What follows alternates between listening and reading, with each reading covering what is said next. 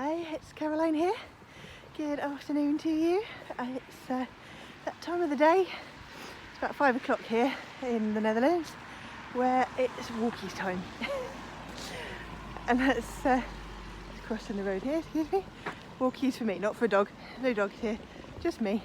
Yeah, I seem to have developed this pattern where I do some work during the day.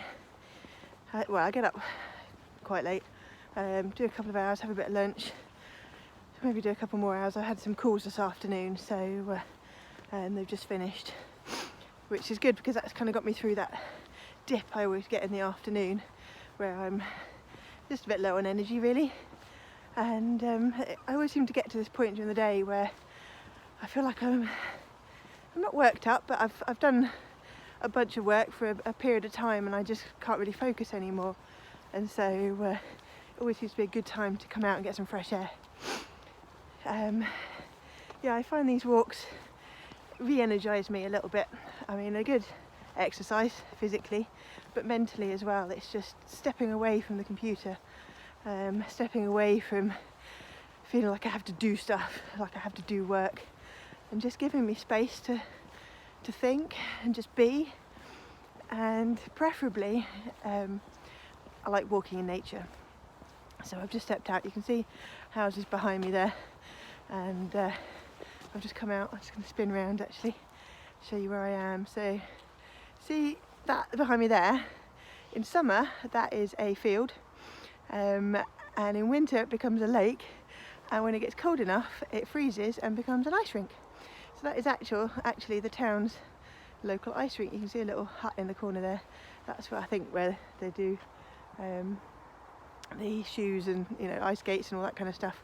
I assume. I've never actually seen it as an ice skating rink, but I've heard about it from my friend Anya. So there you go, a little bit of local tourism. But anyway, yeah, I really do find that a walk, it doesn't even need to be that long sometimes. Yesterday's was about an hour, which surprised me. I try and do at least one 30-minute walk a week, but often, well, sometimes I don't, sometimes I do more than that. But yeah, today it's a bit of a grey, drizzly day. It's pretty cold, hence the gloves, but still it does me good to just get out and just get some fresh air. But anyway, what I want to talk to you about today is something that I just learnt on a call that I've just been on with one of my coaches, and it's a bit of a productivity thing, which I'm going to try and see how it goes. I'll let you know, but it's something for you to think about as well. And it's about splitting your work down into 2-hour blocks. So setting yourself 2-hour time windows effectively throughout the day, and it's up to you, whatever your priorities are in life, your work, your business, whatever else you're doing, what you put in those 2-hour blocks and how many of them you have in the day. I think I would like to aim for, say, 3 2-hour blocks, so 6 hours a day.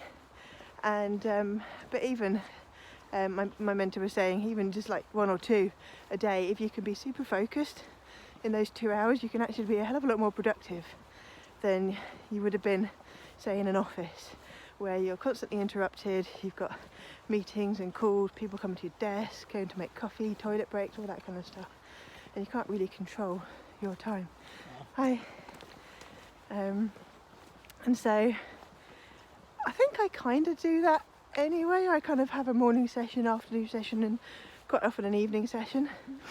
But the thing that I don't do, which is what was suggested, was be quite strict with the time limit, because what the coach was saying was that after 2 hours you don't focus as much anymore, and so there's a diminishing returns on any extra time you spend. Isn't as productive as if you were to, say, take a break and go and do something else. Where am I going here? This way. Sorry, just losing my way. And yeah, so there's a sort of a natural period of time that our brains can focus and be truly productive, and if we take that break and go and do something that gives us something else that gives us energy, maybe it might be exercising or reading a book or going for a walk or social time with friends, family, the dog, whatever, that kind of boosts our energy in a different way. And then when we come back and do another 2-hour block, we sort of pick up where we left off, zoom for 2 hours, and then we can relax at the end of the day knowing that we've done our work. So now the key thing that was mentioned in this, and this is the bit that I'm going to be interested to see how it works out, because I'm, let's say, a little bit pessimistic at the moment, but let's give it a whirl, is literally being strict. And at the end of the 2 hours, so the example given was that the mentor was talking about writing a book, and that's what he's doing at the moment. And he says, so he writes for 2 hours, and when that 2 hours is up, he literally puts the pen down, or walks away from the computer, even if it's mid-sentence. Now, then when he comes to pick up again later on in the day for his next 2-hour block, he says it's much quicker for him to get back into the zone again, because he kind of reads back the half sentence he's written, and that takes him right back to the thoughts and where he was, and he can pretty much pick up where he left off. Now that's the bit that's going to be interesting for me, because as I said to him, I find that sometimes I could spend the best part of a 2-hour block just trying to get in the zone, and that when I get in flow, I kind of don't want to stop, because I don't think, I'm worried that I won't get back into that flow again, that flow state, which does mean that sometimes I can be sat at the computer for like 6 hours straight, maybe a toilet break in there in between, but when I'm in the zone, I can work for a long time.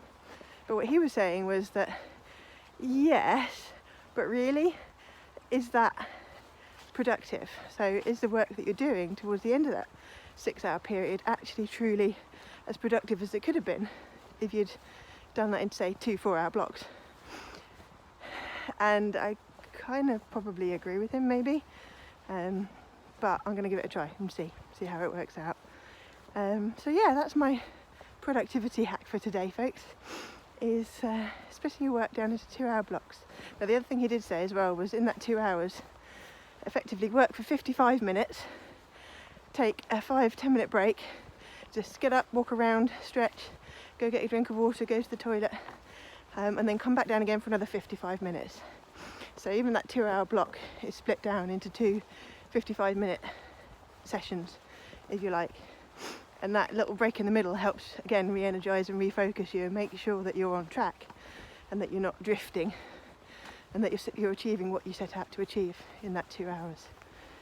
So the idea being, and this is what appeals to me, because as somebody who works for herself and has very few time commitments, because I found that trying to work to a schedule just doesn't really work for me. Planning out my day, between 10 o'clock and 11 o'clock I'm going to do this, then at 11:05 till 12:45 I'm going to do that, and then I'm going to have a lunch break. That doesn't work for me. So I'm interested to see how this approach works, but the idea being that if I can be satisfied with what I've achieved in my 4 hours or 6 hours a day, I can then let myself off the hook and spend the rest of the day doing the things I enjoy, or with the people I love, or getting my energy from social connections and walks like this. So that's what I'm going to try and suggest something you think about too, in terms of a way of working that is perhaps maybe slightly different to something you've tried before. Who knows? If you've tried it before and you've got any feedback on it, let me know. I'd love to hear it. Comment on the video below or reply to my email and let me know. Alright folks, I shall leave it there because it's getting a bit dim and dark here, and I'm going to enjoy my walk. Alright, lots of love, take care, bye bye.